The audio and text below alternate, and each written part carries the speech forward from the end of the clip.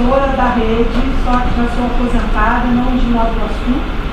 Sou professora da rede do Estado do Rio de Janeiro. Hoje tenho quase 40 anos de magistério e já vivi a experiência de trabalhar com alfabetização, com anos iniciais, ensino médio, pós-graduação. Então, nesses 40 anos eu já transitei por diferentes espaços. A minha formação inicial é letras, sou graduada em letras, e depois fiz curso de pedagogia e, na sequência, mestrado, doutorado em educação. Na época, as linhas de pesquisa eram educação especial e educação inclusiva. Eu sou egressa do curso de educação da UERJ, Maracanã.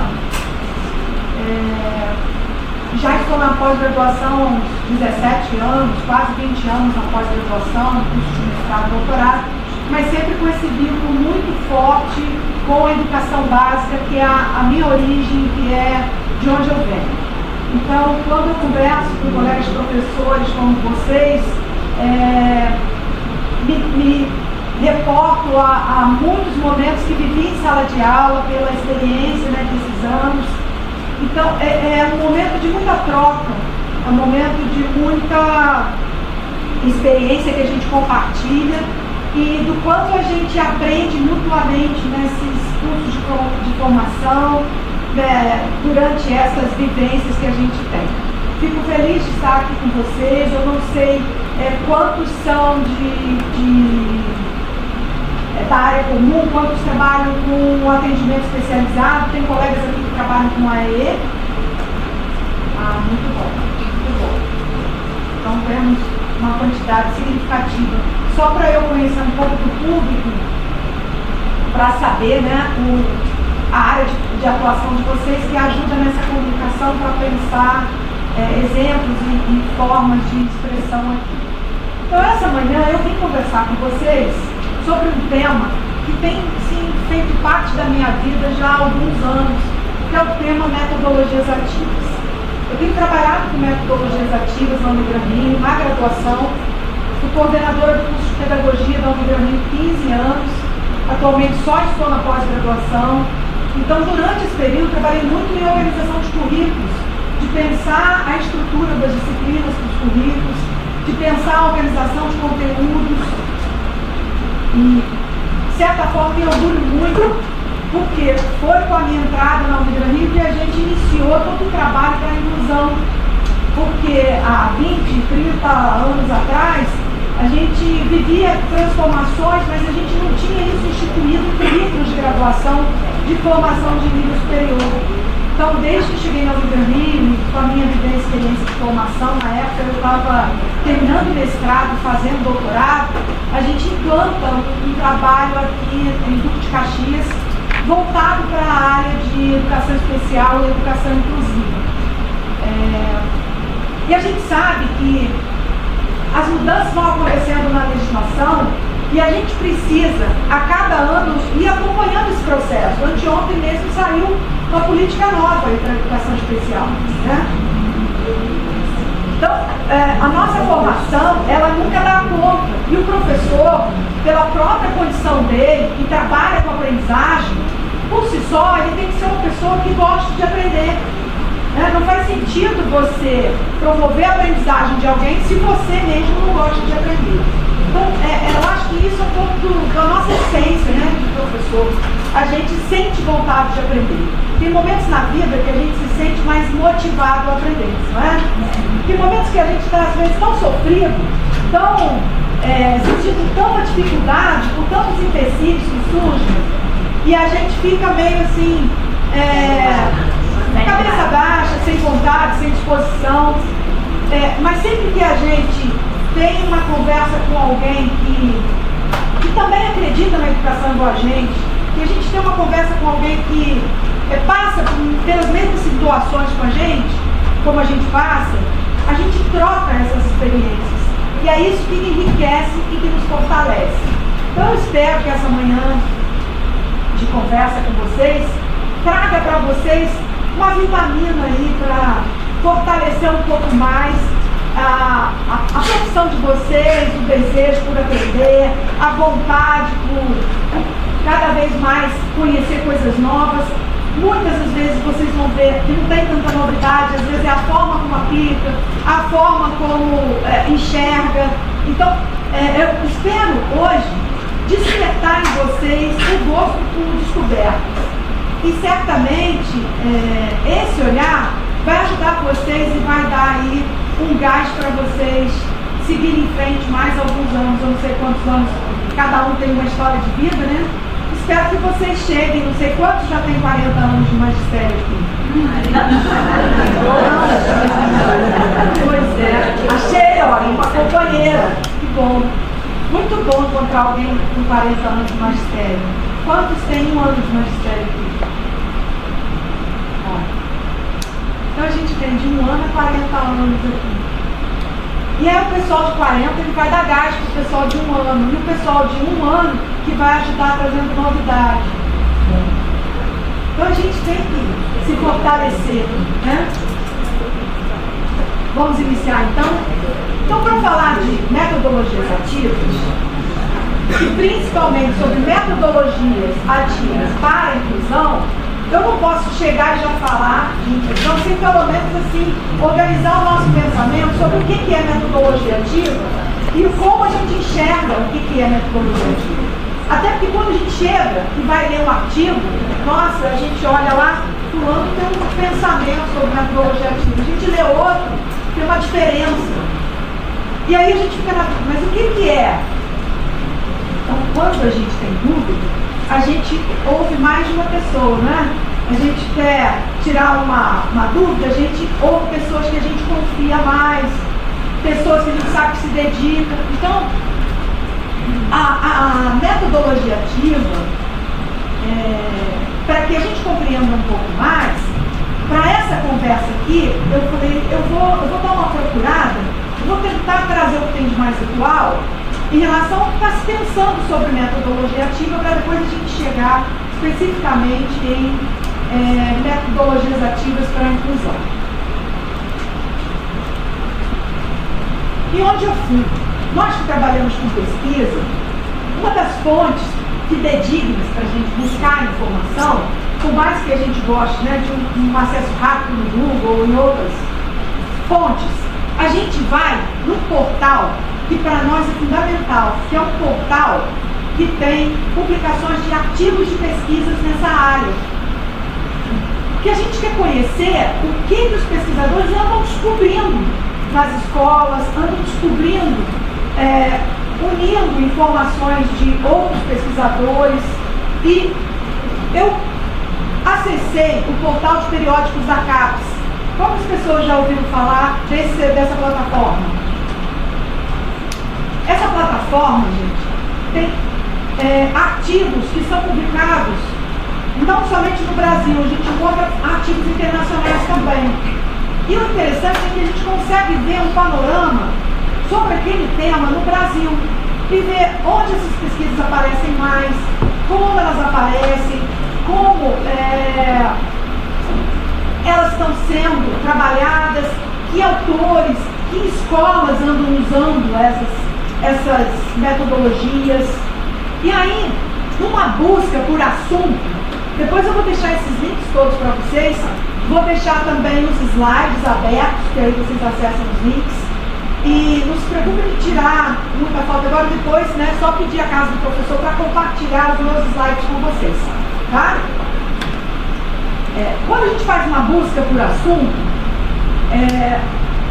a gente encontra infinitos artigos lá, um número grande sobre metodologias ativas. E aí eu fui escolher um artigo que eu achasse que pudesse representar esse universo para a gente conversar um pouco sobre o que está se descobrindo sobre metodologias ativas, né? Porque quando chegam para vocês e falam, olha, vocês devem usar metodologias ativas, mas eu devo usar por quê? Quem anda usando? Que resultado já vem trazendo isso para as pessoas? Que tipos de metodologias ativas existem? Será que a disciplina que eu trabalho, o conteúdo que eu trabalho, eu preciso usar essa ou aquela metodologia? Qual se adequa mais? Isso tudo é importante, isso tudo precisa ser pensado. O que dá certo com ela pode não dar certo com ela. Por quê? O conteúdo que se trabalha, a turma que eu atendo, tudo tem relação. Então, compreender isso é importante.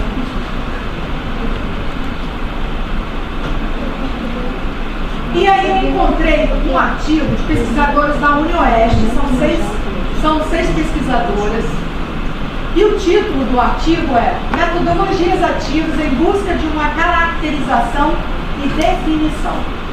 Então, elas escreveram esse artigo querendo definir metodologias ativas. Mas foi interessante porque elas não tiraram isso da cabeça delas, ouviram alguém que disse e citaram só esse autor. Elas foram ver quantos artigos tinham sobre esse tema, selecionaram por alguns critérios, e aí vamos ver o que esses artigos, na média, definem, como eles definem metodologias ativas.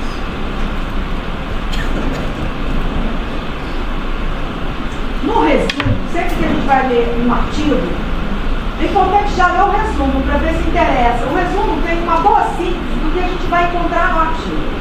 Então, o que eu destaco para vocês no resumo, né? Esse artigo foi de pesquisa bibliográfica, então elas não usaram pesquisas em sala de aula, elas usaram pesquisas de autores que estudaram na literatura essa definição primeiro, para entender essa definição segundo a literatura. A intenção, como eu disse, era caracterizar de uma forma geral o conceito de metodologias ativas. E elas queriam identificar referenciais teóricos e epistemológicos. Bom, referenciais teóricos é quando a gente usa todo e qualquer autor. Referenciais epistemológicos, que também são teóricos, eu estou usando qualquer autor, aí eu preciso entender o que é epistemologia. É uma palavra até bonita, tem gente que escuta e fala, sai batido e não pensa sobre a palavra. Se não entender o significado da palavra, não entende qual a diferença de você usar um autor comum ou um autor epistemológico. O que é uma teoria epistemológica? É um autor que criou o conceito. É um autor que dá a origem do conceito. Então, a origem de metodologias ativas vem de quem? De quem criou esse conceito. E ele criou como esse conceito? Como ele surge? Então, elas queriam ver autores que na atualidade andam usando metodologias ativas e dizem que é bom usar, e eles bebem na fonte de quais teorias epistemológicas, de quais autores que criaram o conceito. Né? E aí elas descobrem que em todos os artigos que elas encontram, a maioria era de pesquisas na área da saúde. Isso já sinaliza alguma coisa para elas. Que metodologias ativas, naqueles artigos que elas analisaram, para escrever o artigo delas, estava sendo usado muito na área de saúde, para cursos da área de saúde, na atualidade. Porque elas pegaram publicações dos últimos anos, dos últimos 10 anos. Só que os teóricos epistemológicos usados eram Freire, Dewey, Piaget, Ausubel, que elas destacam no resumo, mas lá dentro do artigo elas citam outros. Já ouviram falar desses nomes, não é? Quem fez formação de curso normal, quem fez pedagogia, quem fez literatura, passou por esses autores, que são autores de referência da nossa formação. Dificilmente profissionais que são da área de saúde, que fizeram curso da área de saúde, hoje atuam em graduações de curso de saúde, muitos talvez não tenham ouvido falar. O pessoal de psicologia, fonoaudiologia, com certeza, Piaget, deve ter estudado. Mas nós da educação estudamos esses autores. E se a gente for lá no sótão da nossa memória, a gente vai lembrar algumas teorias, a gente vai pensar, poxa, mas eu sei, na essência, o que era o trabalho do Paulo Freire. Eu sei o que era o trabalho do Dewey, o que era o trabalho de Piaget, que fala das etapas de desenvolvimento, do Ausubel sobre a aprendizagem significativa, Paulo Freire, que fala da prática, né, da gente partir a partir do que a pessoa conhece, né? Você não trazer nada novo sem ligar em algo anterior. O DIL, que fala da importância, né, também da atividade prática na formação, já acende uma luz. Metodologia ativa tem uma ligação com algo prático. Tem uma conexão aí, é o primeiro passo, né? Elas encontraram vários artigos, mas selecionaram 50 e analisaram esses 50 artigos para escrever um artigo definindo o que era metodologias ativas. Geralmente se lê os resumos, analisam e cruzam dados. Tá? E esses artigos também trouxeram para elas como resultado o protagonismo do estudante e a educação numa perspectiva crítica. Então, metodologia ativa tem relação com isso. Se o aluno não é o protagonista, tem uma coisa errada aí. Então, tem que estar centrado no aluno, não no professor. O professor é quem ensina, o aluno é quem aprende. Então, o processo está dando mais ênfase para a aprendizagem ou para o ensino? Para a aprendizagem, porque está focado no aluno. Então a metodologia está preocupada em ver a metodologia ativa, em ver como o aluno é ativo, como o aluno aprende, como o aluno desenvolve a aprendizagem dele. Mas para eu ver como ele desenvolve, eu tenho que estimular. Eu tenho que conduzir para que ele se torne ativo, para que ele faça aula. Então daí a gente já vai tirando algumas características dessa definição. E elas se interessaram por analisar 50 artigos da atualidade. Porque se eu estou preocupada em ver como o meu aluno vai se interessar, eu preciso conhecer o perfil do aluno que eu tenho. Se eu não conhecer o perfil do aluno que eu tenho, eu vou ter dificuldade para estimular esse aluno. Não vou? Se eu não conheço muito o interesse, o que ele gosta, para eu tentar levar para ele que vá atraí-lo, eu vou ter dificuldade. E hoje, a geração que vem é o que eles estão chamando de geração alfa, que é a geração que nasceu de 2010 para cá. Então, quem está na educação básica está encontrando esse perfil de aluno. E é um perfil que eles chamam nativo digital, que já nasce com a tecnologia digital muito frequente e muito forte na vida deles. Nem todos nós aqui somos nativos digitais, né? Tem algum professor mais novo que já é, né? Os novatos. Então, tem um descompasso aí de tempo. E olha o desafio para nós alcançarmos esse público que nós trabalhamos. Então, eu preciso entender o que o meu aluno, como o meu aluno hoje age e interage pela geração que ele pertence, para eu ir ao encontro disso, para eu poder potencializar para ele a minha aprendizagem ativa e o que ele se interessa hoje. Então, eu tenho que ver.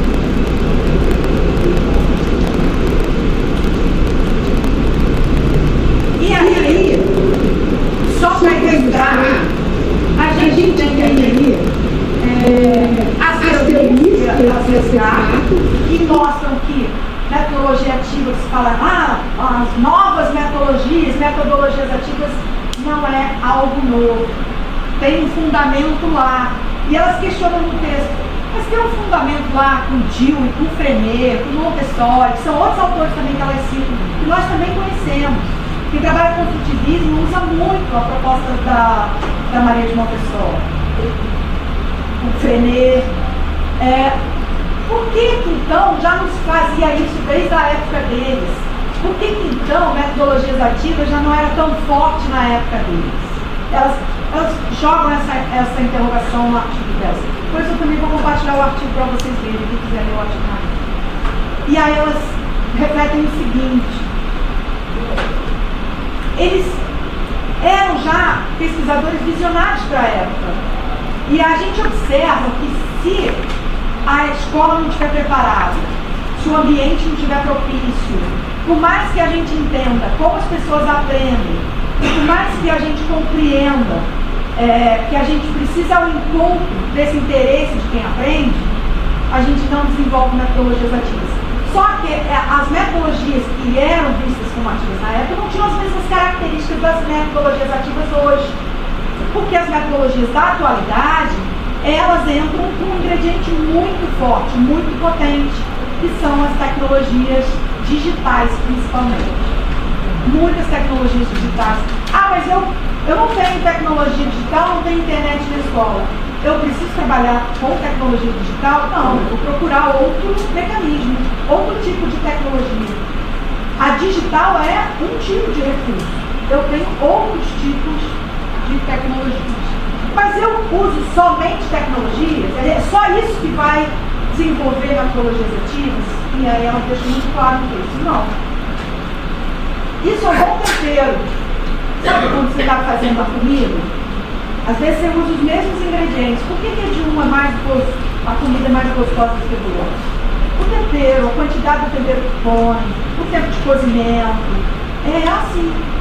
O trabalho que a gente faz com o aluno, o tempo que a gente dedica, a forma como eu compartilho o material com ele, a forma como eu estimulo o meu aluno, isso tudo é o tempero, é o ingrediente da nossa prática docente.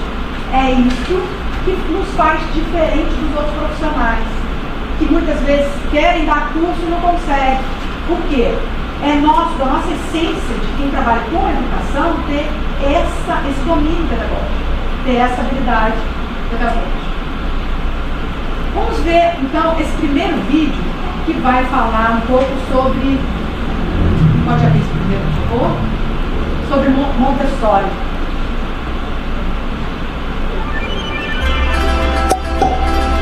São vídeos curtinhos que eu vou intercalar, tá? Gigantes da educação. Hoje trazendo Maria Montessori, revolucionária da educação.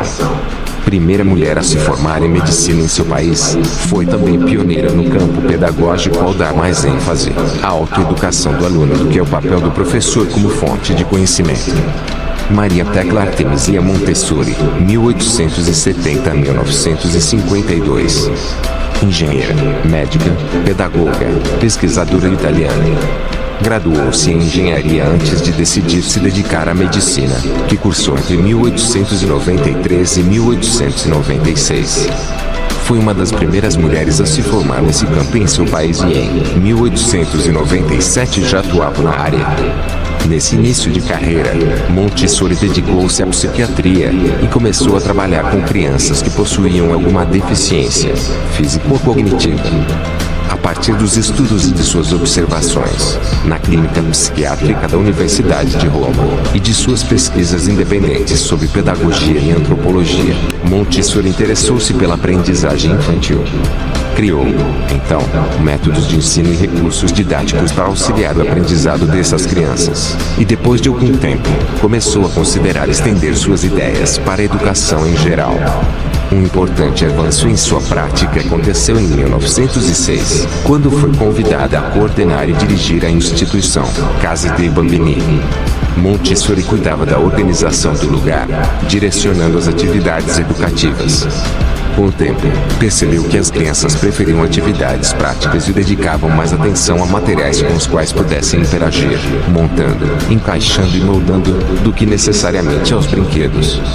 A partir de então, modificou a forma como as salas de aula eram montadas, substituindo cadeiras e móveis pesados por materiais mais leves, no intuito de que as crianças pudessem movimentá-las livremente. As estantes projetadas para adultos viraram prateleiras baixas, para garantir o acesso a todos os recursos disponibilizados. Método Montessori Pedagogia Científica. Montessori percebeu um padrão no comportamento infantil.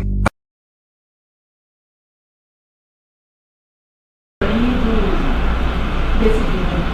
Se vocês observarem, ela começa as pesquisas com crianças com deficiência intelectual.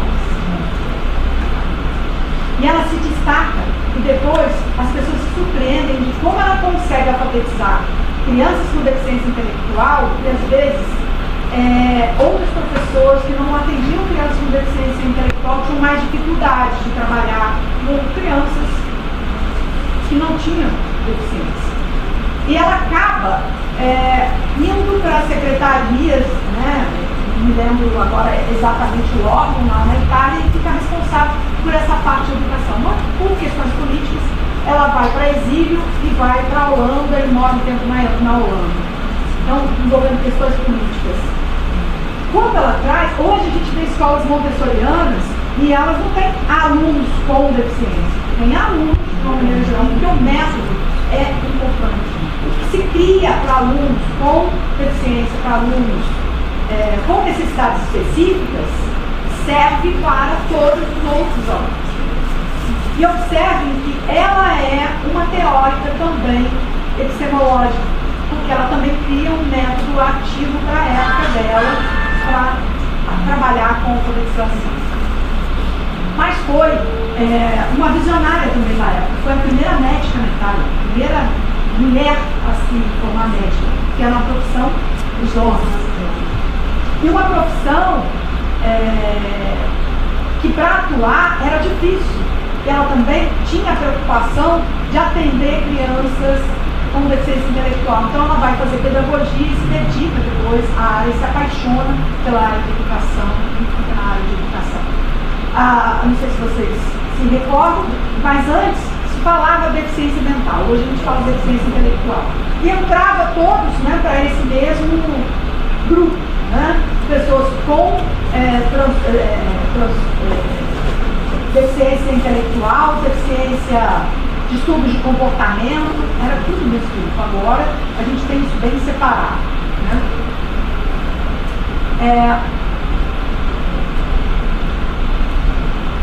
O outro vídeo vai trazer uma outra referência também para a educação especial. Por que eu também coloquei esses vídeos?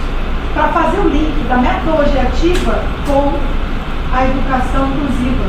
No quanto a metodologia ativa, já com esse teórico, já tinha destaque para essa relação.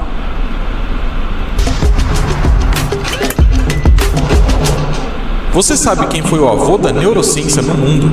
Vamos falar sobre esse monstro? A linguagem do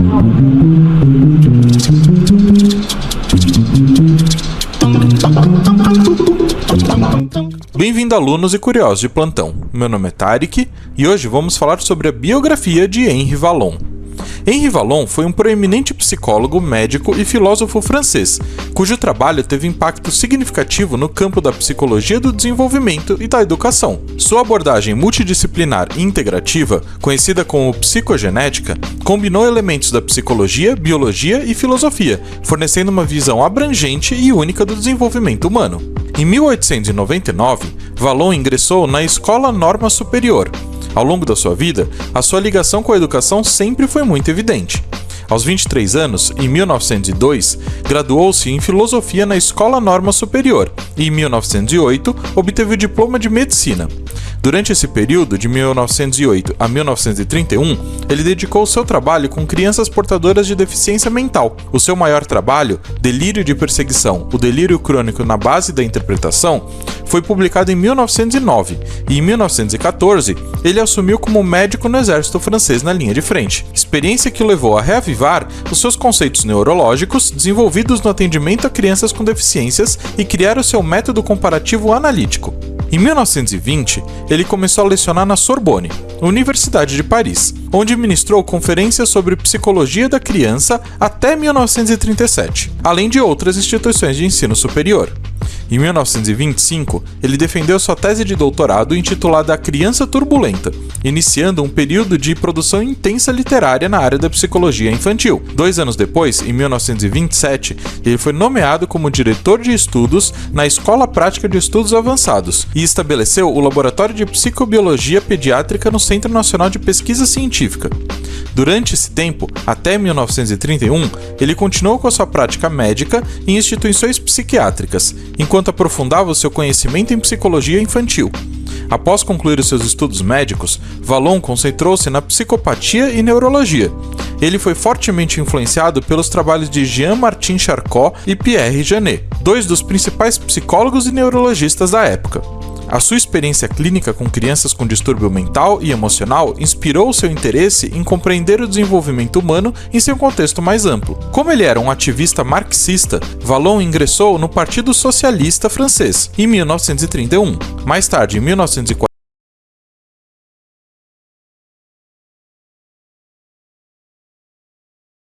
é importante destacar desse teórico já o trabalho também com deficiência intelectual, o engajamento dele por atividades práticas, né, por sinalizar a questão da afetividade no atendimento ao aluno.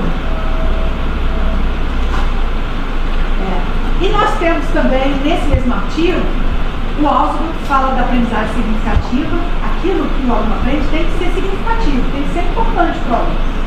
Senão, o aluno não vai se envolver, não vai se interessar. Piaget que fala das etapas de desenvolvimento, a gente vê que a aprendizagem também está relacionada com essas etapas de desenvolvimento. E aí um pouco do que eu já adiantei. Então, por que essas teorias não se tornaram prática efetiva na sala de aula na época? E elas mesmas já respondem no artigo, né? Uma possível resposta, hipótese, pode estar centrada no fato de que havia uma geração que estava adaptada para a recepção de conhecimento e pouco crítica em relação ao seu contexto social e histórico. Esse é outro aspecto também da metodologia ativa. Precisa ser algo prático, que as pessoas se envolvam fazendo, mas precisa ser algo que seja importante para ela socialmente, que ela perceba que faz sentido na vida dela. A criança, o adolescente, o adulto que está aprendendo, ele se sente motivado a aprender quando ele sente que aquilo vai ser importante para a vida dele, quando ele sente que aquilo vai fazer parte da vida dele. Ou porque vai melhorar a formação, porque vai trazer uma profissão para ele, vai melhorar a realidade da casa dele, o vínculo com as pessoas que ele conhece, porque são temas que lhe dá alegria estudar sobre aquilo.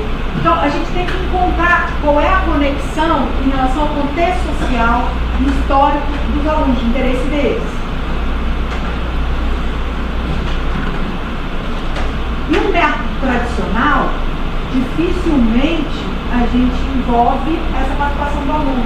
Porque no método tradicional, você não transfere o foco para a aprendizagem, fica muito no ensino, fica muito só no professor.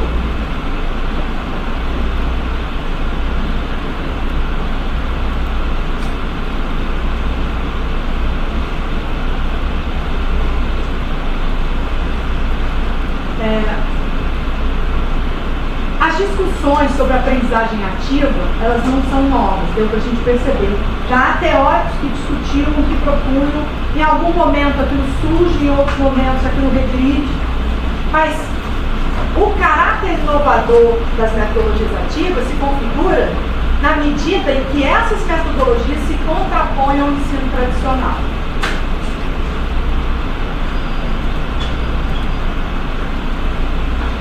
Então, eu acho que o primeiro ponto de partida para nós é esse aí. A prática não muda se o olhar não muda. Se a gente não quiser olhar coisas novas, se a gente não abrir o nosso olhar para outros horizontes, a gente vai dizer, mas a escola é assim, mas será que eu estou olhando do lado? Será que eu estou trocando com o meu colega na sala dos professores? Será que eu estou tentando fazer um curso novo?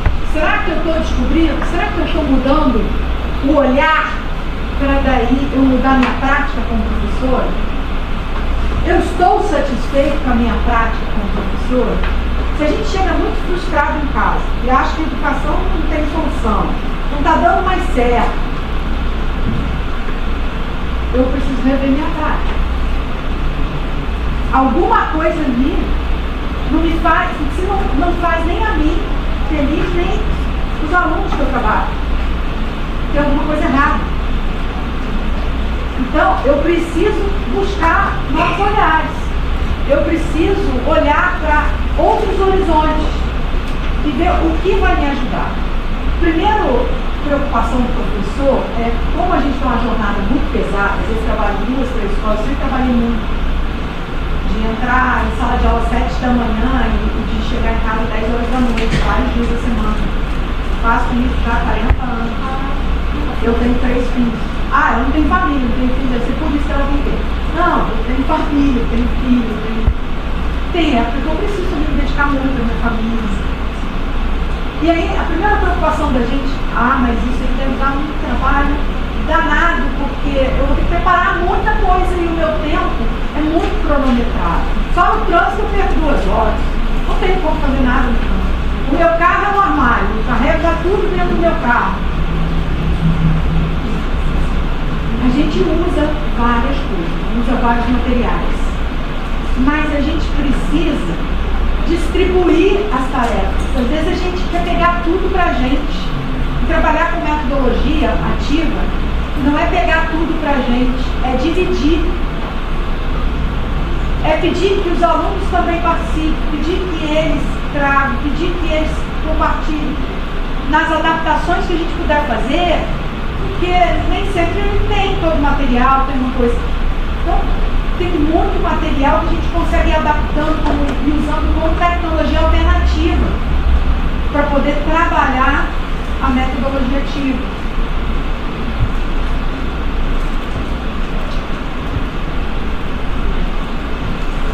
Quando falamos de metodologias ativas, estamos falando de um novo modelo pedagógico, de um novo tempo, de uma nova escola, de um novo professor. Se fizer mais do mesmo, mudou, entrou com metodologias ativas, principalmente da atualidade para esse perfil de alunos que estão recebendo agora, não, vai estar fazendo mais do mesmo. A aprendizagem ativa ocorre quando o aluno interage com o objeto de estudo. Qual é o objeto de estudo? Qual é o conteúdo que ele tem que aprender hoje? Como é que ele vai interagir com aquilo?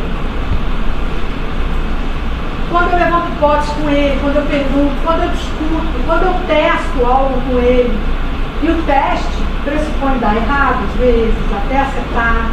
A gente aprende com o erro, verificar por que errou. Com criança tem que dar o tempo, com adolescente, com adulto também. Confrontando ideias. Para que o processo ocorra, o professor tem que ser um facilitador dessa aprendizagem, e não uma fonte de informação, conhecimento. Aí a gente quer ler tudo, trazer tudo, já entregar tudo para ele, copiar, ficar quietinho ali, copiando. Ou ficar montando alguma coisa. Porque a sala fica agitada, o pessoal vai passar no corredor, vai falar, mas eles estão mais agitados, mas eles estão envolvidos, eles estão estudando, você vê que eles estão discutindo entre eles. Quando a gente discute, a gente diverge, a gente troca informações. Eles precisam fazer isso. Formular hipóteses. A gente tem que dar um tempo para eles. A gente distribui a aula em várias atividades. A gente vai trabalhar com metodologias ativas o tempo todo? Não, uma parte. Às vezes uma aula teórica intercalada que precisa. E aí a gente vai equilibrando. Vai usar sempre a mesma? Não, depende do conteúdo que vai se trabalhar. Qual era o problema de pesquisa delas para poder escrever o artigo? Quando a gente escreve um artigo, a gente faz uma pesquisa. Que pode ser fruto de uma dissertação, de uma tese, mas era delas, a gente chama isso de problema de pesquisa, que é um ponto de partida. É uma pergunta que a gente sempre tem que fazer, né? De que modo a literatura apresenta as metodologias ativas? E aí é o que eu falei, né? Elas fizeram essa pesquisa de 2010 a 2021. Elas queriam definir metodologias ativas, elas queriam saber a quantidade, a localização geográfica, os referenciais teóricos.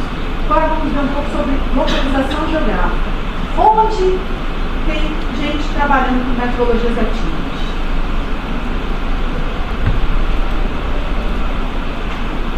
Elas encontraram nesse portal da CAPES 3.714 artigos. Dali elas colocaram outros filtros. Então, quando vocês quiserem uma fonte para poder escrever uma atividade, pensar uma atividade daquele conteúdo, esses filtros vão colocando os descritores lá para chegar fora, né? Até que elas chegaram nos 50 artigos e foram aplicando os filtros.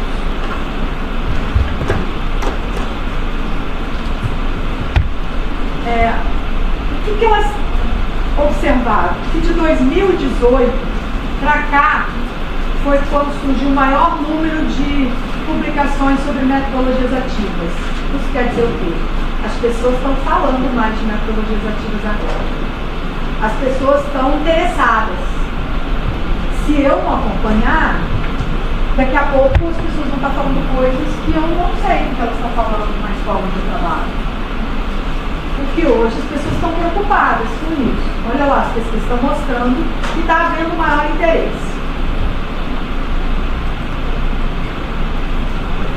Elas viram em quais áreas tem o maior volume de pesquisas. E se vocês olharem, é dali que ela chega à conclusão que são área de ciências da saúde. Então, quem trabalha com ciências da saúde está preocupado em usar metodologias ativas. Por quê? Ciências da saúde, pela natureza do estudo, biomedicina, medicina, odontologia, muita atividade prática nas graduações. E elas também constataram que há um envolvimento muito grande no uso de metodologias ativas em curso superior. E aí vocês devem estar pensando, eu estou aqui sentado, cansado, podia estar fazendo outra coisa, estou aqui escutando isso, e ela fala do ensino superior, trabalha na educação básica. Qual é a relação? Será que tem pesquisa na educação básica? E elas descobrem que também tem, mas muito menos. E aí elas perguntam, mas essas pessoas não estão vindo da educação básica para o ensino superior? Não seria natural que já desde a educação básica estivessem trabalhando com metodologias ativas, para aprender a trabalhar com metodologias ativas, para chegar no ensino superior e ali, né, fluir? Porque o ensino ele não é gradativo. Como é que na educação básica ainda isso não está fortalecido? E vocês viram que os autores de referência são autores da pedagogia e muitos que falam de crianças, que é o referencial teórico epistemológico. E o pessoal do ensino superior está mais preocupado. Olha que coisa, que inversão, né?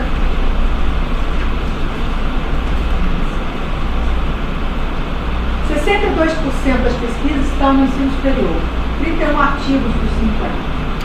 30% na educação básica, acharam só 7 artigos com esse foco. E 8% são trabalhos envolvendo ensino técnico, que os artigos que elas leram não focaram ser técnico, que hoje a gente chama, que a gente tem um nível técnico superior hoje, que o bacharelado é a graduação, tem um nome agora, não me lembro. Daqui a pouco eu vou me lembrar. Se alguém soubesse, quiser me ajudar. Tecnólogo, obrigado. Isso que eu queria lembrar. O tecnólogo. Então, 4 trabalhos envolvendo. Então, ficou na dúvida se era do ensino médio.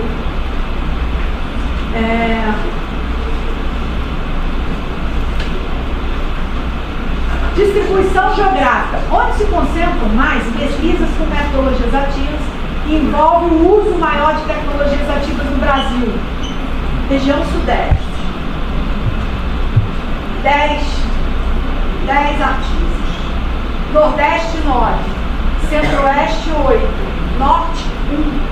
E 3 pesquisas estrangeiras.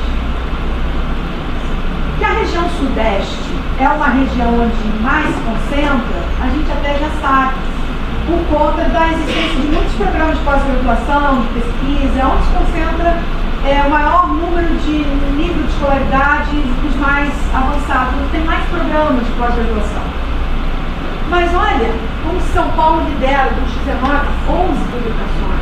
Então está muito concentrado no estado de São Paulo. Apesar de região Sudeste ter Rio de Janeiro, Espírito Santo, Minas Gerais. Mas São Paulo lidera.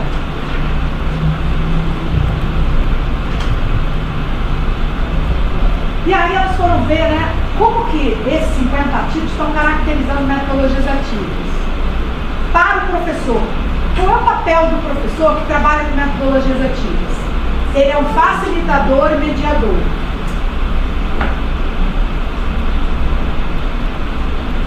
O processo não está centrado nele, está centrado no aluno.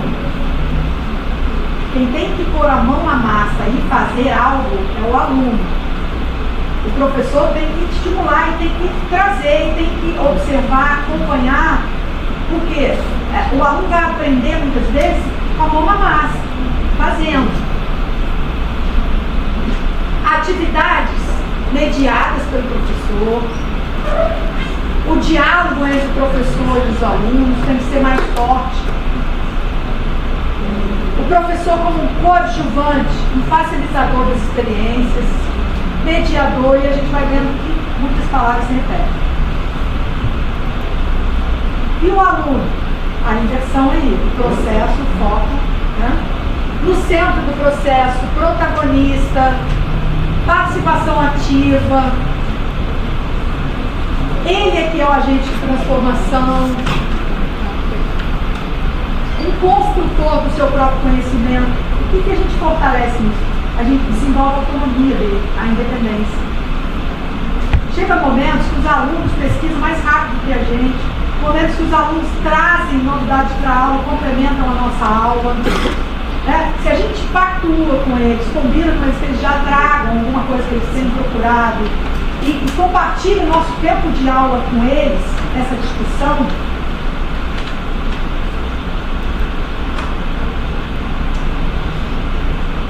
conclusão que elas chegam do que são, né, as metodologias. Conjunto de metodologias, não dá para falar de metodologia ativa em uma que defina aquilo. Hoje a gente trabalha com um conjunto, né, que tem finalidade, uma educação crítica problematizadora, com o aluno protagonista e que o estudante é ativo. Tudo que a gente já está falando aqui há alguns minutos, né? Agora, eu acho que desperta um pouco a curiosidade de vocês. Quais são essas metodologias? Cada dia a gente descobre uma nova. São 9, são 10? Não tentem descobrir quantas são, porque não existe isso. Tá? Várias são criadas. Existem umas que são mais tradicionais, mais clássicas, e elas já estão descritas na literatura. E se a gente pegar diferentes autores, a gente vai ver diferença nessa descrição. Eu uso qual? Eu uso a que se adequa à minha prática. Eu uso aquela que muitas vezes nem ela por si só dá conta pelo público que eu tenho. Mas é ela que me conduz pelo processo. Então, não existe uma específica, aquela é a melhor. É a melhor para a minha prática. Para isso eu preciso estudar. Eu preciso conhecer. Eu preciso usar nas minhas aulas. As primeiras vezes eu não vou ter muito domínio. Mas eu vou melhorar meu domínio à medida que eu pegar mais prática de saber usar. Não pode ter insegurança, medo no primeiro momento, senão a gente não sai do lugar. É igual dirigir. Se bloquear no começo, então a gente tem que ir. A gente precisa ir. Aí algumas que são citadas nos 50 artigos. O PBL, que é aprendizagem baseada em problemas. A gente tem também aprendizagem baseada em projetos, são diferentes. A gente tem a problematização, muito da teoria freiriana, a problematização, trabalha com o arco de Magalhães. Algumas têm umas técnicas de etapas para a gente desenvolver. A gente tem que conhecer as etapas e tentar ver se a gente consegue fazer todas aquelas etapas com a turma. Funciona. Às vezes a gente tem 2 turmas de 6º ano, 7º ano. Com uma flui mais, com outra não. Claro, a gente tem alunos diferentes. Aprendizagem baseada em projetos, sala de aula invertida. A gente pode usar 2. Pode iniciar a aula com uma, finalizar a aula com outra. Pode. Posso começar com sala de aula invertida. Sala de aula invertida, eu não leio o texto em sala de aula com o aluno. Você não lê o texto. O aluno tem que ler, porque ele tem que vir para a aula com algum conhecimento prévio. E é da leitura. Ele vai chegar dominando aquele conhecimento. Não, tanto é que eu vou complementar, vou mediar. Mas se ele não leu nada, ele não consegue dialogar comigo, ele não consegue. Então eu tenho que instigar para que ele, essa leitura tem que ser feita para a próxima aula. No começo, eles não leem todos, às vezes tem um percalço, acontece de um não ler. Então a gente tem que ter sensibilidade para entender, ele não leu porque aconteceu algum problema, eu também não vou expor a pessoa, ou ele não leu porque ele não tem material. A gente tem que entender essa realidade. Mas eu posso explorar com quem leu, valorizar. Na aula seguinte, aquele que não leu já vai se sentir preocupado em querer participar. Eu falo, olha, hoje a aula que vem é você. Tudo é uma forma como a gente combina com isso, né? A gamificação é maravilhosa para trabalhar com alunos com deficiência. A gente tem algumas pesquisas com alguns produtos desenvolvidos em gamificação. Muito bom. Aprendizagem baseada em equipes, estudo de caso, previsão, observação e explicação, ensino híbrido, espiral construtivista, peer instruction, que é a instrução por colegas, instrução por pares.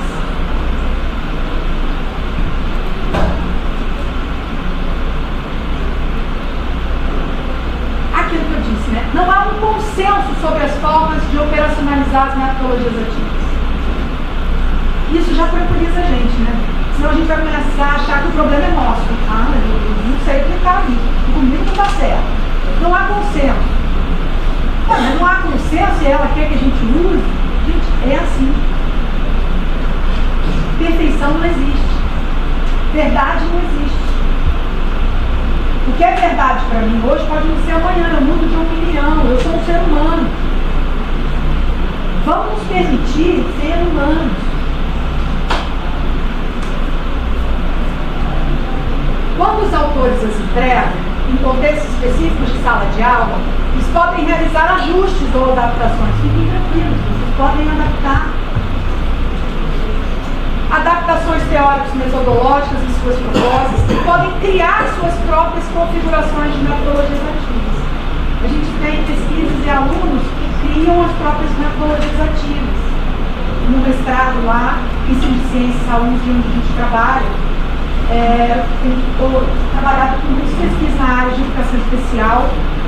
Na Unigranil eu trabalho nos dois programas, um em Humanidades, Culturas e Artes, que é um programa acadêmico, e um profissional que a gente trabalha com os produtos educacionais.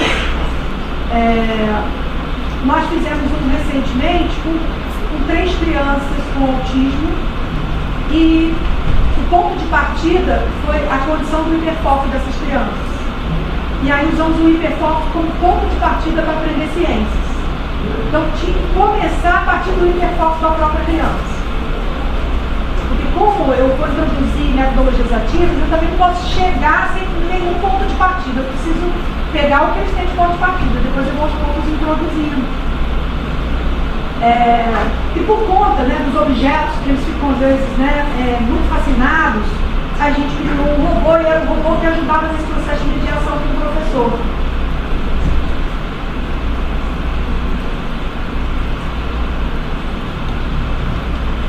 Conclusão.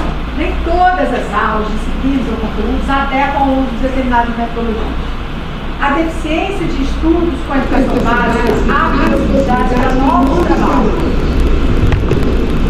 Assim, é importante que os professores e pesquisadores desenvolvam propostas de ensino para que os estudantes, desde a primeira série, sejam ensinados a pensar e agir de forma ativa no seu aprendizado.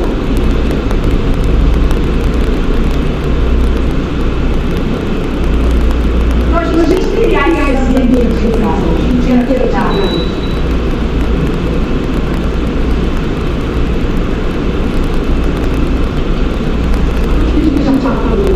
Centrar o processo da valorização, aprendizagem aplicada, o mundo de criação, não é também só fazer por fazer. O aluno tem que pensar por que ele está fazendo, ele tem que entender o processo.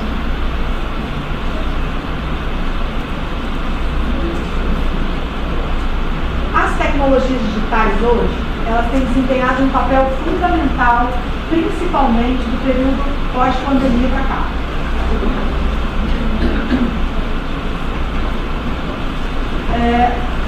nós ficamos, né, isolados, e a nossa maior aliada foi a tecnologia, pro bem e pro mal, né? A gente sabe disso. Mas tem muita coisa boa que surgiu a partir dali, e a gente tem que se agarrar nessas coisas boas. Foi o boom das tecnologias, surgiram novos aplicativos, surgiram novas possibilidades. Mas é por causa disso vou ficar só nos aplicativos? Não, mas eles podem ajudar muito. Alguns é só eu saber usar de forma adequada e nos momentos certos, mas eu preciso aprender a usar também. Senão eu não vou usar o benefício que eles podem me trazer. Então, as tecnologias digitais têm contribuído significativamente. E elas, por incrível que pareça, elas aceleraram o que a gente chama de tecnologias assistivas, que trabalha no AEE, usa muito tecnologia assistiva. A tecnologia assistiva pode ser até um guia, mas pode ser um aplicativo. Então, nem toda tecnologia assistiva é digital, mas hoje melhorou muito a condição de ascensão na educação a tecnologia digital assistiva, porque a gente tem teclados adaptados, mouse, programas de computador, que facilita para pessoas com deficiência visual, para deficiência auditiva. A gente tem softwares o HandTalk, por exemplo, que faz, né, a tradução. Então a gente tem muita tecnologia hoje que melhora a comunicação das pessoas. Quando a gente fala de inclusão, a gente tem que estar atento à acessibilidade. Acessibilidade atitudinal, que é a primeira. Se não tiver essa, não tem mais nenhuma das outras, porque quem não tem atitude não vai ter, porque não vai ter empatia. Então a atitudinal é a primeira. Instrumental, pedagógica, física, obra física, e por aí vai. Se a gente olhar, hoje nós temos conta 7 tipos de. Essa é enquanto lá para numerar, as patologias ativas já aumentou. Que o Romeu Sasaki fala sobre tecnologias assistivas. O que é essas tecnologias que trabalham muito a acessibilidade comunicacional ajudam para melhorar a visão das pessoas com deficiência? Estabelecer interagir. São pessoas que vão lá, então não conseguem participar de uma atividade. Se eu não produzir tecnologia assistiva, quando for através da tecnologia ativa, não adianta. Estabelecer pontes, construir um lugar para eles artistas. Eu acho que é muito bacana, porque quando a gente tem a visão numa atividade, todo mundo participa, pessoas com deficiência, pessoas com transtorno, global desenvolvimento, é claro que a gente vê, fatores aí que vão pesar a estrutura, produção no sala, a gente vai dar esse médico agora. Isso envolve outras questões que a gente não tem tempo nesse momento para esse tipo de fala, que é fundamental e importante, que precisa de mais tempo. Mas quando a gente envolve todo mundo, é muito interessante, porque as pessoas que são capacitistas, elas acham que pessoas com deficiência não são capazes de fazer certas coisas, e elas surpreendem quando vão isso. E o que a gente desperta delas? Olha, a pessoa não é a reação dela, não é a agressividade. E a gente com a limitação da questão da deficiência, eu uso uma tecnologia assistiva que faz com que ela consiga participar ativamente e melhora essa condição da inclusão.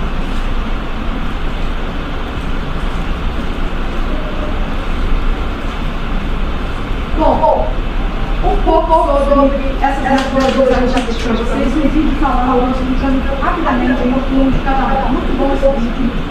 Dá esse vídeo e o pessoal trabalha para esses metodologias artísticas.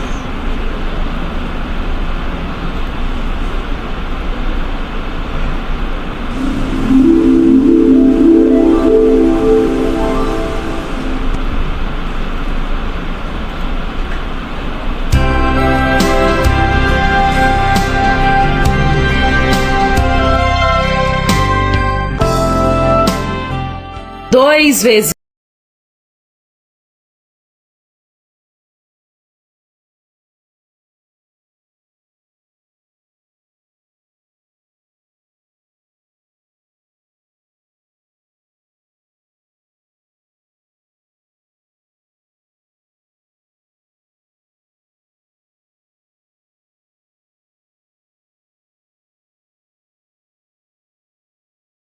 1, 2. 2 vezes 2, 4. 2 vezes 3, 6.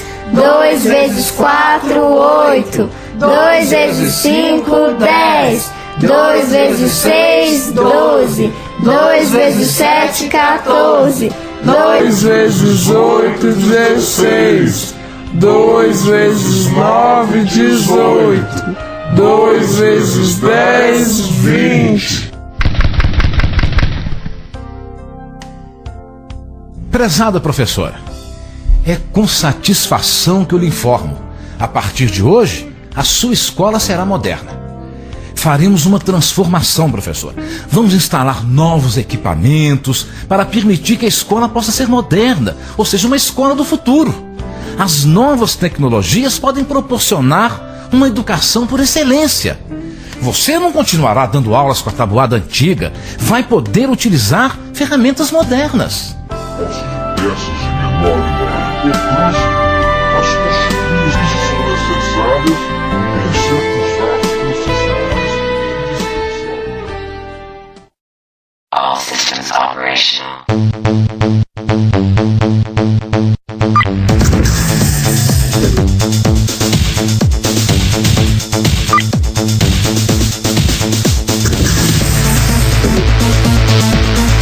2 vezes 1, 2. 2 vezes 2, 4. 2 vezes 3, 6. 2 vezes 4, 8. 2 vezes 5, 10. 2 vezes 6, 12. 2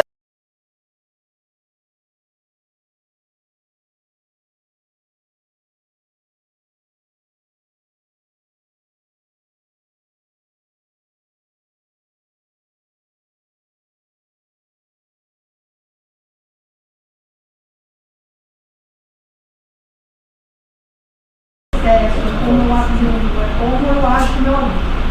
Mas hoje eu preciso de tecnologia, principalmente digital, a geração que vem, ela consome isso, que ela já nasce e ela vai trabalhar a vida hoje assim, né? Você vai no mercado, tem um mercado que você não passa para tomate, você já vai ali de alto rendimento. Você vai no banco, não tem mais, do alto rendimento. Então, já fica bem de criança ali, já está entrando, já está trabalhando. Agora, a escola está mudando devagarinho, mas tem que chegar lá. Então, vai começar, a gente vai começar a falar agora mas nós vamos falando de alguns destinos.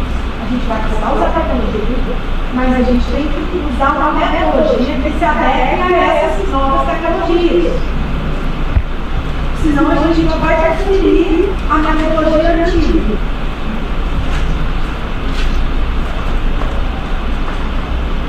As metodologias ativas, elas se valem muito da interação.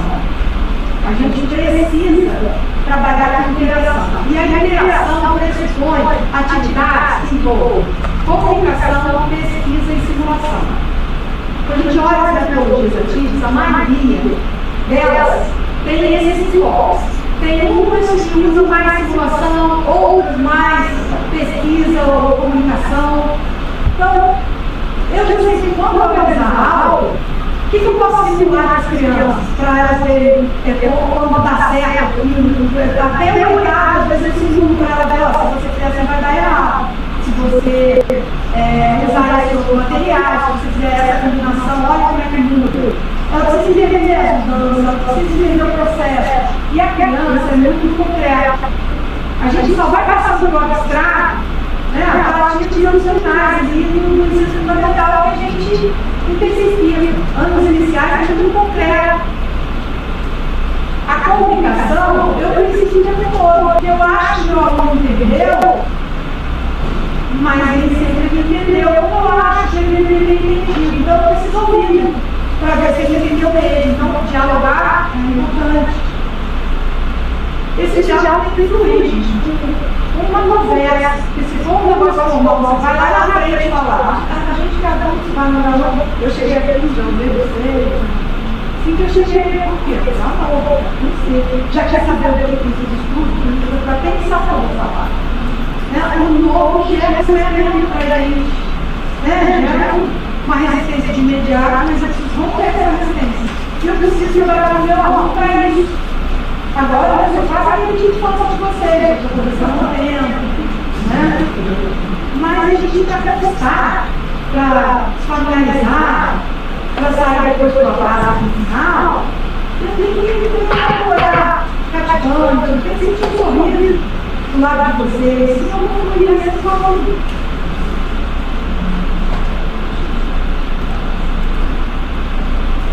A gente trabalha nesse livro. Metodologia geralmente, falando pesquisa muito.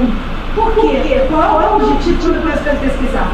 Eu quero justificar hipótese, eu quero relacionar, eu quero associar, quero ver essa critério. Olha quantas habilidades meu aluno vai desenvolver onde ele trabalha para esse exercício. Ele aprende a narrar, classificar, resumir. Com simulações, olha quantas habilidades ele desenvolve. Por isso que a aprendizagem ativa, ela contribui muito no desenvolvimento da aprendizagem. Estimula a imaginação, trabalhar com semelhanças e diferenças, relação de causa e efeito, possibilidades, comparação. A comunicação também. Ela desenvolve não só a oralidade, a confiança, a troca, a interação, a imaginação, a cooperação. Sociedade, a gente não vive sozinho. A gente trabalha em equipe. Muitas pessoas, quando chegam no trabalho, elas são contratadas pelo currículo. Elas são apresentadas pelo comportamento. Por quê? Porque não desenvolve a habilidade emocional.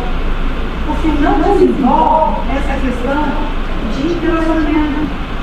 Isso é aprendido, isso é desenvolvido, isso fortalece as pessoas.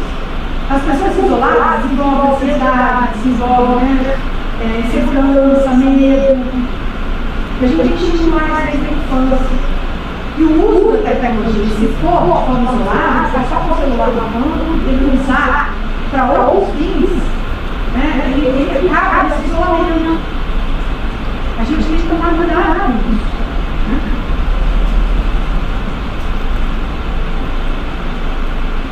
E a tecnologia, ela desafia o modelo de sala de aula.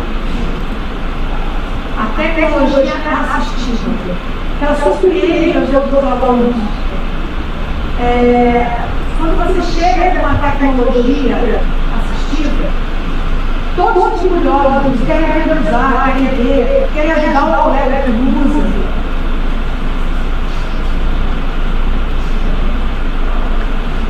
Aí o vídeo sobre o vídeo sobre tecnologias ativas de ensino, alguns, não tem todos, a gente não tem tempo atrás, mas agora vocês vão buscar essas tecnologias, vão descobrir, vão comprar. Aí algumas só para vocês. Tenho R$317 mil para investir hoje e não sei onde. Compro um imóvel para viver. Comercial não tem como, né? Fazer o quê? Esta série tem o objetivo de apresentar as principais metodologias ativas de ensino e aprendizagem, incentivando sua aplicação em aulas presenciais e online como uma maneira de centrar o processo de aprendizagem do estudante. A ideia da série é abordar os tipos mais conhecidos e os mais aplicados nas áreas da FEA. As metodologias ativas são uma alternativa ao modelo tradicional de ensino. Compreende diversos métodos que buscam descentralizar o professor, tornando-o um mediador no processo de ensino-aprendizagem e inserir o aluno como protagonista e o principal agente responsável pela sua aprendizagem. O objetivo é incentivar os alunos a aprenderem de forma mais autônoma e participativa. Importantes teóricos como John Dewey, Carl Rogers, Joseph Novak e Paulo Freire apontavam a necessidade de focar a aprendizagem nos estudantes e realizar transformações nos modelos tradicionais de educação. Um dos grandes precursores dessas reflexões foi William Glasser, que desenvolveu a pirâmide de aprendizagem, a qual demonstrou que quanto mais assumimos um lugar ativo no processo de aprendizagem, mais aprendemos. Benefícios: priorizam a particularidade de cada aluno, possibilitam que os alunos pensem de maneira diferente e sejam produtores de conhecimento, desenvolvem a capacidade dos estudantes de resolverem problemas e tomarem decisões, estimulam o espírito colaborativo, a empatia e a criticidade, aumentam a autoconfiança dos estudantes.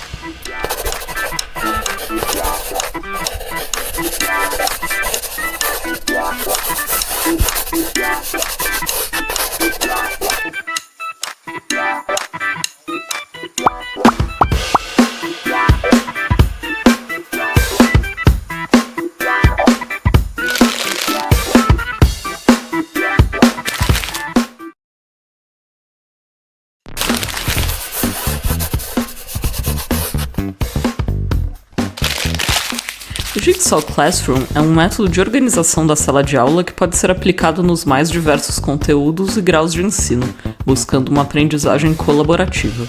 O método propõe que a sala seja dividida em grupos com o mesmo número de integrantes. Cada aluno, dentro de um grupo, fica responsável por uma fatia do conteúdo a ser estudado. Depois de uma etapa de estudos individuais, os alunos dos diferentes grupos, responsáveis pelo mesmo conteúdo, se juntarão para discutir e compartilhar conhecimento. Esse é o chamado grupo de especialistas. Na etapa final, os alunos retornam a seu grupo inicial e cada um ensina o conteúdo que estava sob sua responsabilidade aos demais. É importante avaliar o conhecimento de todos os estudantes sobre todos os tópicos.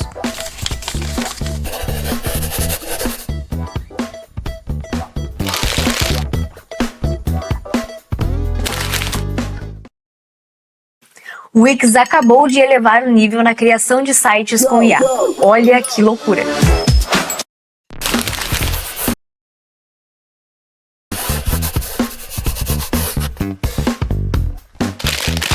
A gamificação consiste na utilização de elementos e estratégias de jogos em contextos que não são jogos, por exemplo, o contexto educativo. É uma metodologia ativa com grande potencial para utilização no ensino remoto e dialoga muito com cursos de graduação como administração, contabilidade, economia, etc., pois é um método que pode ser utilizado tanto na educação como por empresas, instituições privadas e públicas.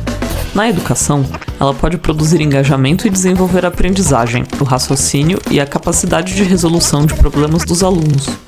Um exemplo de uso dessa metodologia, que tem sido explorado em cursos de administração, economia e contabilidade, são os jogos de simulação, nos quais os alunos, em grupos, são responsáveis por administrar empresas. Os seguintes softwares podem ser utilizados na gamificação.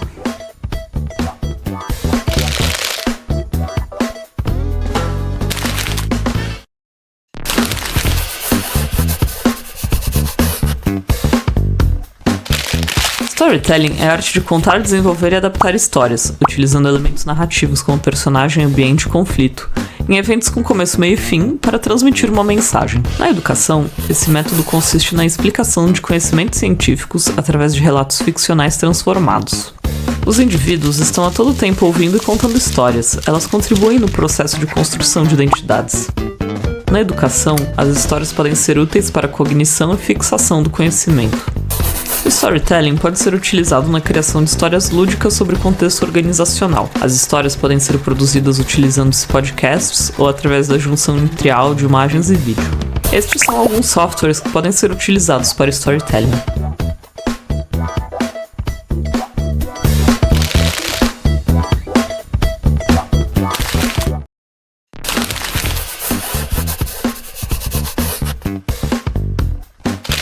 A aprendizagem baseada em problemas, ou PBL, é uma metodologia ativa que foca nas experiências práticas. A construção de conhecimento acontece através de um problema ou desafio que deve ser entendido ou solucionado. A metodologia PBL pode ser dividida em 7 etapas, cada uma com um objetivo específico. Nessa etapa, o professor apresenta o problema inicial e seu contexto. A seguir, será colocado o desafio para os alunos. A sala de aula será dividida em grupos que farão as pesquisas e a elaboração das ideias a fim de estruturar uma solução. Na etapa seguinte, o docente orientará cada um dos grupos, fomentando a liberdade de criação e questionamento. Nessa etapa, o professor participará ativamente da discussão, apontando pontos positivos e negativos das soluções propostas. Nessa etapa, o docente irá refazer a pergunta motivadora para que os alunos reflitam sobre as decisões tomadas, as conclusões e o processo realizado. Ao final, o docente avalia o desempenho de cada estudante dentro das discussões e do projeto. A partir daqui, as falhas das propostas podem ser corrigidas de maneira mais direta. Um processo PBL auxilia os alunos em desafios práticos de sua vida profissional, além do estímulo ao trabalho em grupo para a resolução de problemas.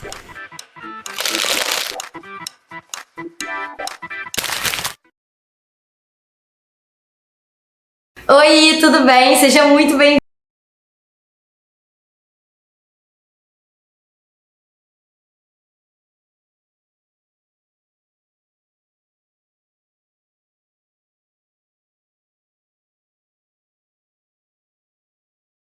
Ali se fala de metodologias ativas de uma maneira geral.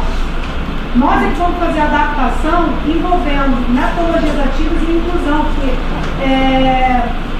o assunto é muito novo. Metodologias ativas, vocês viram de 2018 para cá que intensificaram as pesquisas. Na educação básica tem muito pouco. E unindo com inclusão, muito menos ainda.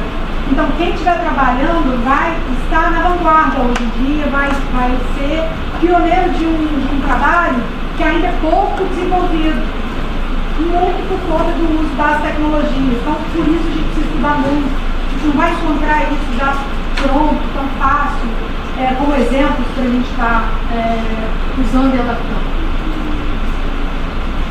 Uma outra metodologia também é o mapa mental. O mapa mental, dependendo do conteúdo, a gente quer que o aluno aprenda uma sequência de algum termo, algum conteúdo que ele está aprendendo, e ele precisa guardar essa sequência. Só que o mapa mental ele é individual. E faz sentido para quem faz esse mapa mental. Porque tem pessoas que têm memória mais auditiva, memória visual. Então, o mapa mental auxilia muito pessoas que têm memória visual. Porque quando você faz um mapa mental, tem toda uma técnica para a elaboração. Você coloca o que é mais importante no centro, na periferia você coloca o que vai complementar, e você numera, tem que ser colorido, ele tem toda uma técnica. Vai pro vídeo, né? É bem legal trabalhar isso com os alunos também. Para fazer um mapa mental do texto.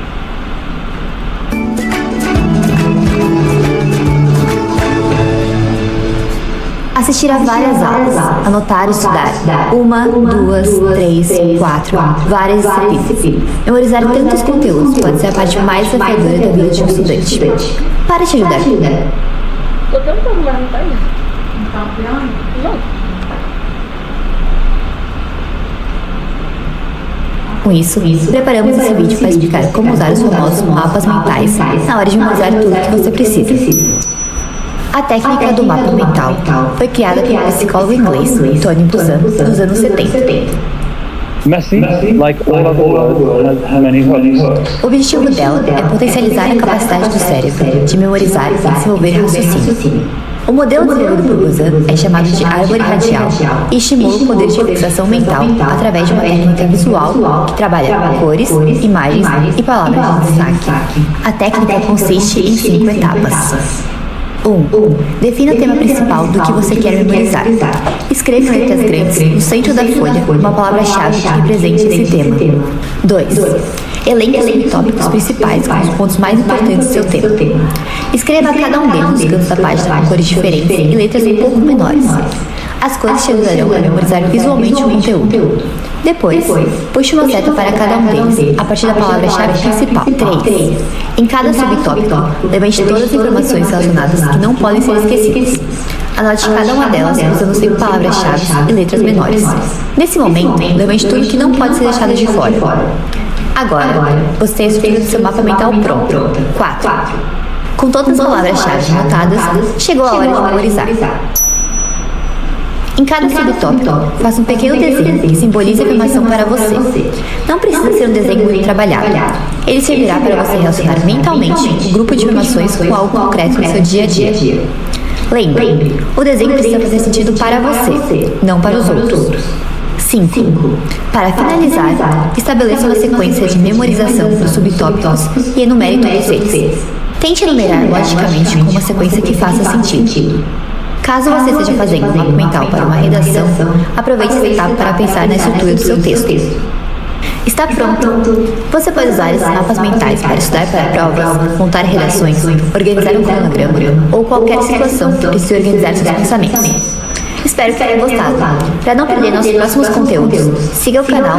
A gente trabalha com mapa mental principalmente para organizar o pensamento, porque a criança pensa várias coisas, o adolescente, e se perde na hora da escrita na redação.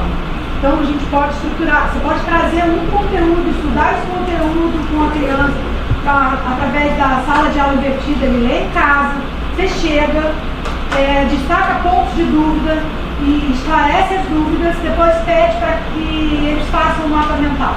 Aí tem que ensinar a fazer um mapa mental, usar as cores, a sequência, né, dos itens, que começa do centro.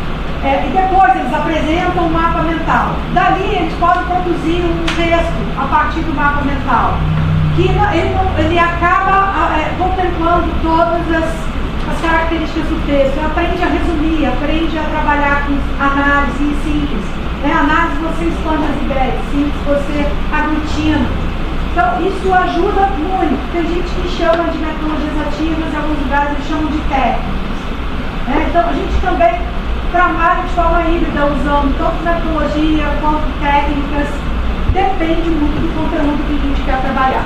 Tem também o que nós chamamos de mapa conceitual, que é diferente de mapa mental. O mapa mental começa no centro e a gente expande para a periferia, né, do papel e vai trabalhando as cores. O mapa conceitual, a gente tem que pensar em redes semânticas. O conceito surge de onde? O que aquele conceito gera? Então, necessariamente não vem do centro e expande. Às vezes ele tem uma estrutura meio parecida com um organograma. Vem de cima, ele vai abrindo feixes. Então, são diferentes. O Peer Instruction é uma metodologia muito usada quando a gente trabalha com conteúdos teóricos e a gente quer aplicar a teoria na prática. Por exemplo, o ensino de física, tem professor de física, aqui não, aqui é só ensino fundamental, não tem ensino médio. Mas acho que nono ano ali já tem um pouquinho de fundamento de física, de química, né? E alguns conceitos, como o conceito de velocidade, conceitos, você precisa mostrar na prática o que representa aquele conceito. E às vezes transferir esse conhecimento para uma outra realidade, os alunos têm dificuldade. Eles sabem naquele exemplo que você deu. Se você falar para ele, mas e se não for ônibus, caminhão, não for tal estrada, for, por exemplo, um transporte aquático, qual é a velocidade do navio na água? Então, assim, quando se transfere para outra situação, o aluno às vezes não aplica a teoria, ele tem dificuldade. Então, o Peer Instruction ajuda muito.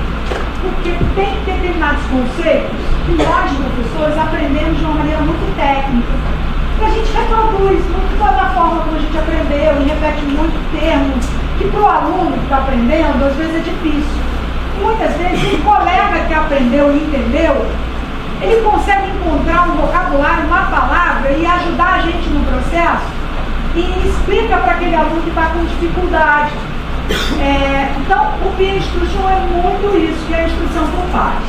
Eu tive o prazer de conhecer o F. Mazur quando ele lançou esse livro aqui no Brasil. Ele é professor da Universidade de Harvard e trabalha com física, com cursos que tem física, mas não é um curso especificamente de física. E ele dizia pra gente lá no eu participei de uma oficina com ele explicando o uso desse método. E ele dizia pra gente assim, eu estava numa universidade onde tem O aluno que se diz top, né? O aluno que chega para a Universidade de Harvard é um aluno de grande desenvolvimento. E ele foi desafiado por um colega que dizia para ele assim, seus alunos não sabem física. E ele falava, mas como não sabem física? Eu trabalhei o conceito, eles sabem falar o conceito. E aí, ele, numa discussão de departamento, ele começa a tentar aplicar o conceito em outras situações e se surpreende quando ele vê que o próprio aluno da universidade tem dificuldade de transpor o ensino. Então, quando a gente trabalha isso desde da infância, a gente vai instigando aquele aluno a transferir conhecimento de uma situação para outra. Isso é, de fato, o que a gente pode dizer a aprendizagem plena. Porque ele consegue transferir conhecimento para outra situação. Então, como que ele trabalha? Aí é o laboratório dele de engenharia, que eles chamam de laboratório sujo, dessa forma.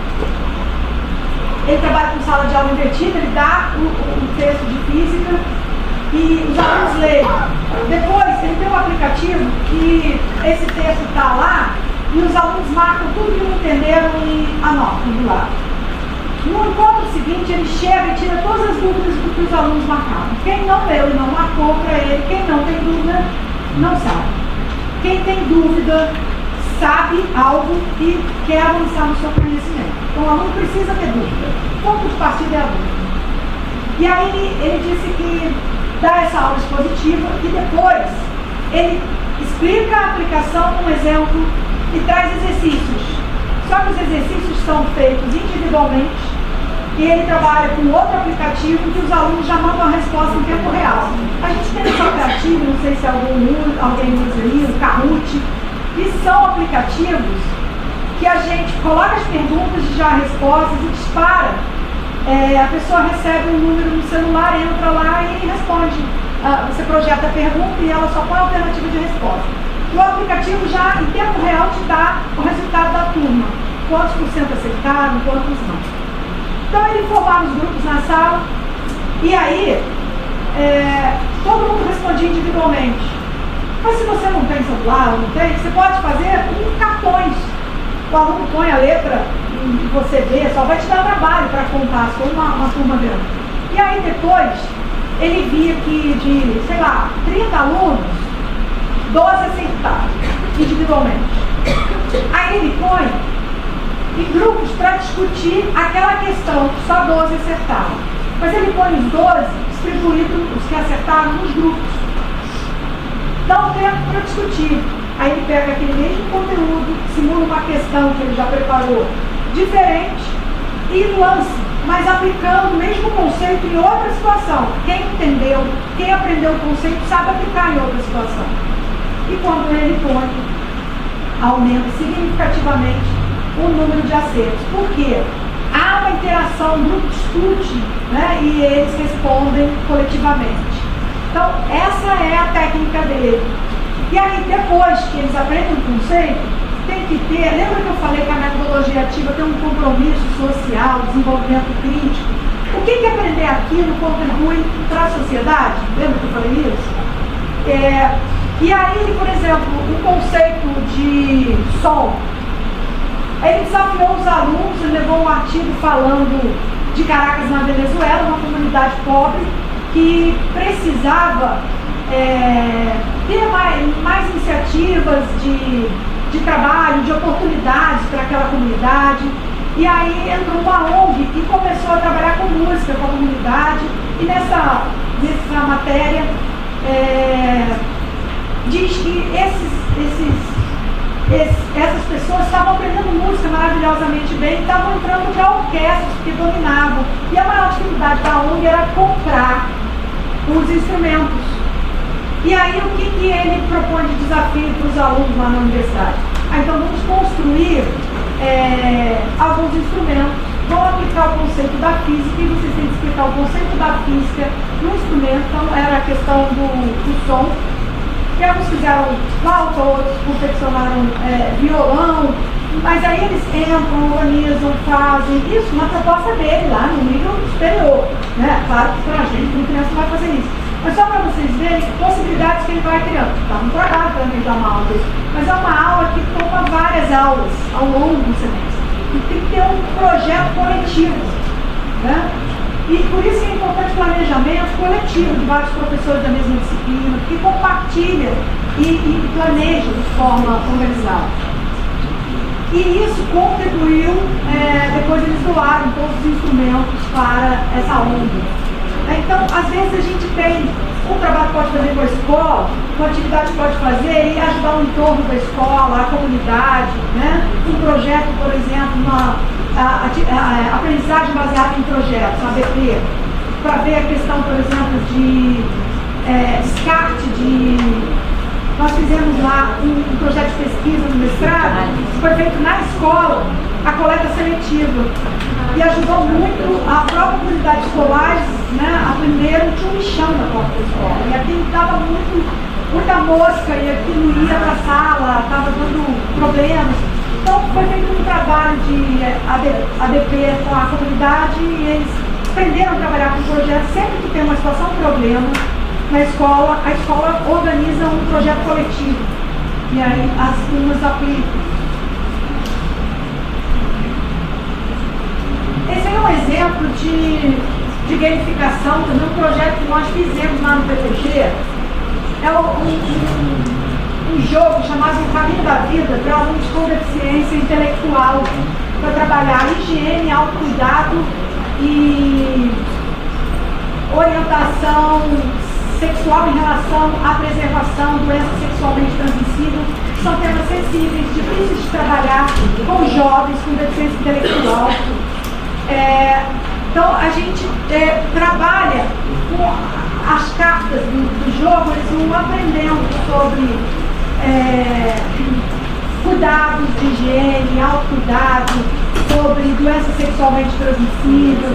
Então eles precisam aprender determinados conteúdos e a gente vai introduzindo gradativamente, usando tecnologias assistivas. Aí um exemplo de tecnologia assistiva que ajuda pessoas com paralisia cerebral a participar de atividades que envolvem elaboração de textos.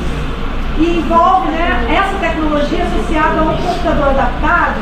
Então, se eu quero fazer uma produção coletiva de texto, então uma pessoa que tem paralisia cerebral, com essa tecnologia assistiva, consegue em tempo real escrever coletivamente. Se eu abro arquivos, por exemplo, em Docs, em Drive, para eles escreverem no laboratório, né?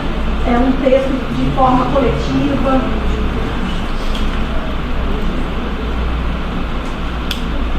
Quer que eu abra? Anterior. Quer que eu abra esse livro? Teclado inteligente foi criado por um cientista da computação que tem paralisia cerebral, tem feito a diferença na vida de várias crianças com o mesmo problema do inventor. O teclado inteligente foi criado por Gleison Fernandes Faria, que é da cidade de Itaúna. Ele tem paralisia cerebral e mesmo com toda a dificuldade fez o curso de Ciências da Computação. A ideia de criar o teclado, que associa fórmulas às letras, surgiu no trabalho de monografia. O teclado, que é direcionado a quem tem paralisia cerebral, já beneficia, além de crianças de Pará de Minas, outras do Triângulo Mineiro, São Paulo e até do Rio Grande do Sul. Essa é a Júlia. E esse é o teclado que a Júlia usa. Além dele ajudar na acessibilidade, ele também ajuda a desenvolver o lado cognitivo dela. A Júlia tem 7 anos e estuda no 3º ano do ensino fundamental da Escola Estadual Clóvis Salgado. Antes de usar o teclado, a menina era totalmente dependente. Agora, a realidade é outra. Ela precisava da professora de apoio para fazer os registros, porque ela tem essa limitação motora, então ela não consegue escrever com lápis. Hoje, ela com o teclado, com o Tix, ela mesma faz as atividades dela direto no computador. As avaliações elas já são digitadas e lançadas no computador, ela só responde. Então, assim, hoje tudo ela faz no computador usando o teclado. Então, antes ela era totalmente dependente e o teclado eliminou essa barreira que ela tinha. A professora conta que o equipamento contribuiu muito para a agilidade motora, além de melhorar o acompanhamento nas aulas. Ela afirma que a criação com certeza fez a diferença na vida dessa criança. Em relação ao desempenho dela cognitivo, porque ele, além de dar, né, acessibilidade para ela, ele contribui também na parte cognitiva, porque ele faz a associação ali das letras, então trabalha a memória, trabalha a atenção, trabalha a percepção dela. E também a agilidade motora, né? Essa coordenação dela melhorou muito também. E o acompanhamento escolar. Hoje a gente acompanha melhor, porque como ela que realiza as próprias atividades dela, a gente consegue acompanhar melhor que nível que ela está, né? O desempenho dela, né? Porque antes, por exemplo, a professora fazia um ditado, a gente usava às vezes a letra móvel, né? As letras móveis. Então tinha aquela dificuldade de estar formando a palavra, porque ela não tem o controle. Hoje, todas as atividades, ela mesma que digita, ela que faz. Então, assim, não tem mais essa dependência.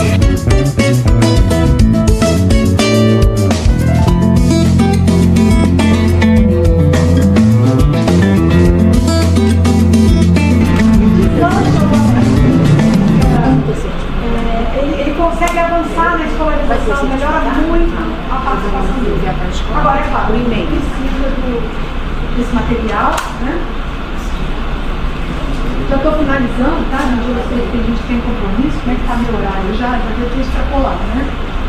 Como é que eu achei esses artigos? Para fazer essa palestra para vocês, eu consultei 5 artigos. Esses envolvendo deficiência, inclusão, e o primeiro, né, o principal. Eu coloquei metodologias ativas e END, que a gente tem que colocar, né? E inclusão. E a partir dali encontrei mais 4 artigos. É fácil da gente achar. Aí é importante a gente procurar acesso aberto, porque eles são gratuitos e a gente consegue acessar os artigos para ver. Tem muito artigo sobre metodologia ativa. Específico, eu quero aprender só uma. Eu olho lá, filtro e vou aprender essas metodologias. Olha lá, olha, já usando metodologia ativa e inclusão, esse artigo. Esse aí fala dos desafios das sinergias, quando a gente junta a metodologia ativa com inclusão.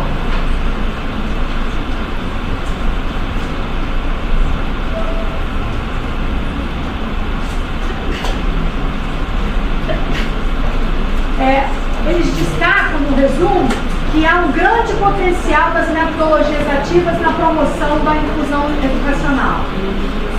Vai favorecer muito. Então, profissionais que trabalham com AEE, eles precisam muito dominar isso, porque eles vão dar muito suporte para os outros professores. Esse artigo é específico para a área de surdez. Fala do quanto as metodologias ativas são aliadas também para pessoas com surdez. Aqui eles destacam quais são as tecnologias assistivas na área de surdez que a gente pode estar usando para incorporar junto a metodologias ativas. Tem alguém aí que tem aluno surdo? Ou com deficiência auditiva, com baixa audição?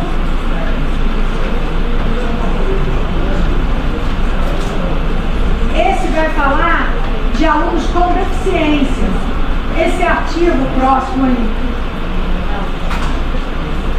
Esse destaca quais metodologias esses professores usaram para trabalhar com pessoas com deficiência intelectual e autismo.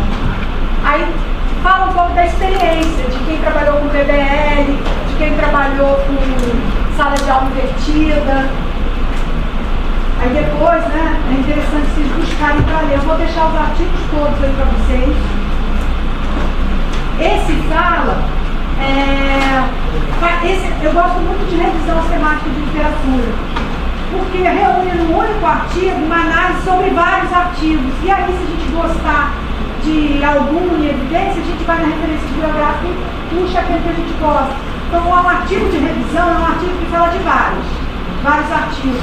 Esse é muito bom também, porque mostra várias possibilidades.